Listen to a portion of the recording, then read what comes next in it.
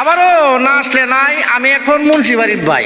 তো মুন্সিবাড়িতে আমাদের মাস্টার সাহেব ল্যাংরা বাজার হাই স্কুলের মাস্টার, তো উনি আপনাদের সম্মুখে কিছু একটা প্রকাশ করবো আর কি, মুক্তি পাওয়ার জন্য। মানে ছবি কেন মুক্তি পেল না? মুক্তি পাওয়া যাবে না, আমার ছবি তোমার মুক্তি পাওয়া যাবে না। কেয়া কেয়া না না, আমার ছবি মুক্তি পাওয়া যাবে না। আপনি তো হগলেই কইছেন যে আমার ছবি আজকে এবারে ঈদে মুক্তি পাইছে না। না, এবারে পরিচালক আচ্ছা, মুক্তি দিচ্ছে না, তো আমার করার কিছু আছে বেড়া বেড়া আমি তো সূত্র লাগবো একটা।